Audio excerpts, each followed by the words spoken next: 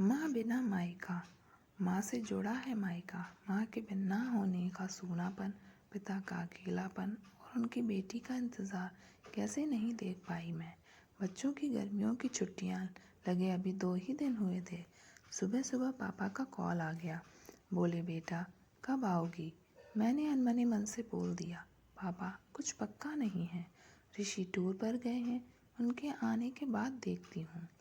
पापा की आवाज़ रुआसी हो गई। बोले, बेटा तुम्हारी माँ नहीं है तो क्या हुआ, तुम्हारा मायका तो है और मैं तो हूँ। ऋषि से बात करो और जल्दी आ जाओ। मैं जी पापा के आगे कुछ बोल ही नहीं पाई। जब तक माँ थी उनसे रोज़ फ़ोन पर ढेरों बातें करती थी। साल में एक बार गर्मियों की छुट्टियों में मैं पूरे 10 दिन के लिए मायके जाती थी। वो सुख किसी जन्नत से कम नहीं था। बच्चों से ज़्यादा मुझे गर्मियों की छुट्टियों का इंतज़ार रहता था। पर जब से माँ गई मेरा मायका जाने का मन ही नहीं करता। ऐसा लगता जैसे मेरा मायका ही ख़त्म हो गया। एक सूनापन, एक खालीपन सा मेरी ज़िंदगी में भर गया था। पापा एकदम शांत स्वभाव के थे और कम बोलते थे, पर सबकी ज़रूरत का पूरा ध्यान रखते थे।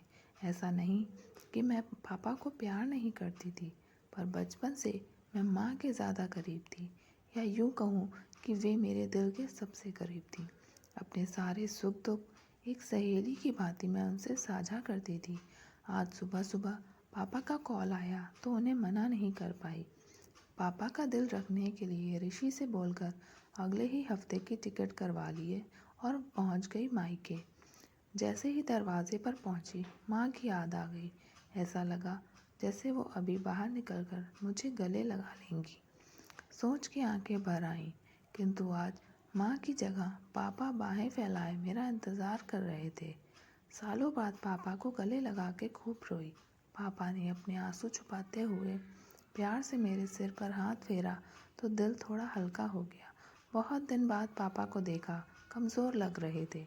वैसे तो भाई भाभी और पापा सभी मेरा बहुत ध्यान रख रहे थे।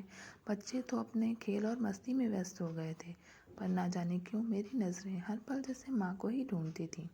आज भी पापा पहले की तरह रोज़ खाने के बाद मेरी पसंदीदा मटका कुल्फ़ी लाना नहीं भूलते थे। भाई भी बच्चों को कभी पार्क, कभी चिड़ियाघर तो कभी बाजार घुमाने ले जाता था। भाभी भी रोज़ मुझसे पूछकर ही मेरी पसंद का खाना बनाती। सब कुछ पहले की तरह ही था, बस माँ नहीं थी। इस बार मायके में मेरा दिल नहीं लग रहा था।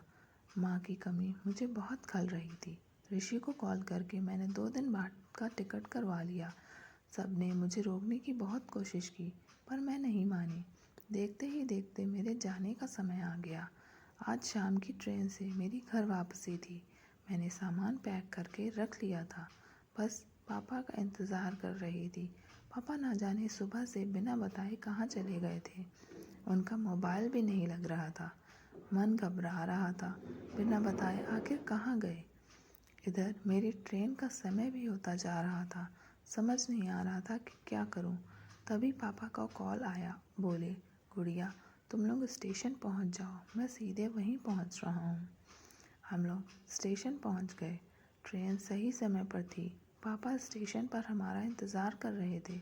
उनके हाथ में एक बॉक्स था। उन्होंने मुझे देते हुए गले लगाया और बोले, इसे ही लेने गया था, इसलिए देर हो गई, संभाल के रखो।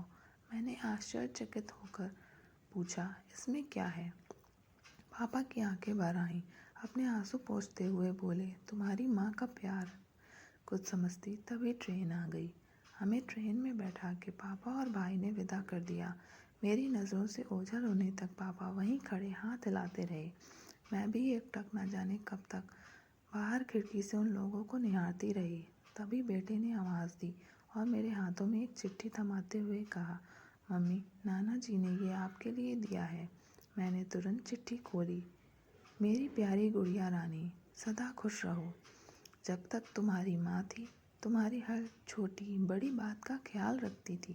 मैं जानता हूँ कि मैं तुम्हारी माँ की जगह तो नहीं ले सकता, पर उनकी कमी की पूर्ति करने की कोशिश तो कर ही सकता हूँ। आज तुम्हारी माँ होती तो हमेशा की तरह अपने हाथों से तुम्हारे लिए बड़ी पापड़ अचार बना के साथ भेजती। माँ के हाथ का तो नहीं, पर उसके स्वाद जैसा सामान एक दुकानदार से बनवाने की कोशिश की है। उम्मीद है तुम्हें पसंद आएगा। और हाँ बेटा, माँ नहीं है तो क्या हुआ, तुम्हारा मायका और हम तो हैं। पहले की ही तरह तुम्हारा इंतज़ार रहेगा। ढेर सारे प्यार और आशीर्वाद के साथ, तुम्हारे पापा। पत्र पढ़ते पढ़ते मेरी आंखों से अश्रुधारा बहने लगी। सहसा मेरे मुंह से निकला, आई लव यू पापा। बात छोटी सी थी पर उसमें अथाह प्यार समाहित था। ये सिर्फ मैं ही महसूस कर सकती थी। मायके से घर आए 1 महीना बीत गया था। अब पापा से रोज़ एक बार कॉल करके मम्मी की तरह घंटों बातें करती थूँ। अगर आप लोगों को मेरी कहानी पसंद आई हो तो प्लीज़ मेरे चैनल को सब्सक्राइब करें, शेयर करें और मेरे साथ बने रहें।